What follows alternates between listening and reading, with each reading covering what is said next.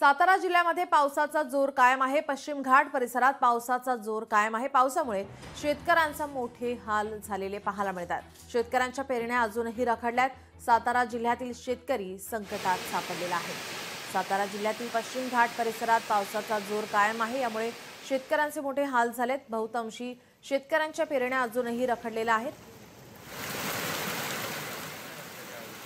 आपले प्रतिनिधी शशिकांत सूर्यवंशी आपल्यासोबत जोडलेले आहे। शशिकांत, आपण पाहतोय सातारा जिल्ह्यामध्ये पावसाचा जोर कायम आहे। आपण पाहतोय शेतकऱ्यांच्या पेरण्या अद्यापही रखडलेल्या आहेत। काय अधिकची माहिती?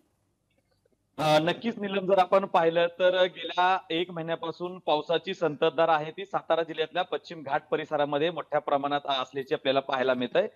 यामुळे शेतकऱ्यांनी पावसाळपूर्व मशागतीची कामं असतील किंवा पावसाळपूर्व जी शेतीची काही कामं असतील ते अद्याप झालेली नाहीयेत। त्यामुळे ही सगळी कामं आहेत ती रखडलेली आहेत आणि याच्यामुळे जे आहे ते शेतकऱ्यांना याचा मोठा फटका बसलेला आहे। आपण जर पाहिलं तर पाऊस हा पश्चिम घाट परिसरामध्ये मुसळधार पडतोय। कोयना धरण जे आहे ते आता 50% भरलेलं आहे। त्यामुळं पावसाची जी संततधार आहे ती जूनच्या महिन्यामध्ये कोयना धरण 50% भरल्यावरून समजून येते की पाऊस या परिसरामध्ये कशा पद्धतीनं पडतोय ते आपल्याला या सगळ्या वरून अंदाज करता येईल। आणि दुसरीकडे जर पाहिलं तर शेतकऱ्यांचे मोठे हाल होत आहेत, कारण अजूनही या पश्चिम महाराष्ट्रामध्ये आणि विशेषतः पश्चिम घाटामध्ये भात शेती मोठ्या प्रमाणात केली जाते आणि भात शेतीला पूरक असं वातावरण जे आहे ते आता जरी असलं तरी मात्र भात पेरणी असते ही पेरणी अद्याप झालेली नाहीये आणि त्यामुळं आता शेतकरी आहे तो हवालदिल झाल्याचं चित्र एकंदरीतच आपल्याला या सगळ्या निमित्तानं पाहायला मिळतंय। शेतकरी जोर धरताना पाहायला मिळतात की ओला दुष्काळ जाहीर करा आणि आम्हाला मदत करा। या सगळ्या गोष्टीकडे आता सरकार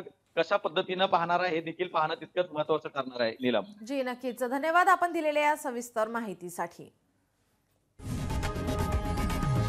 लोकशाही मराठी ऐका, पहा, जागरूक रहा।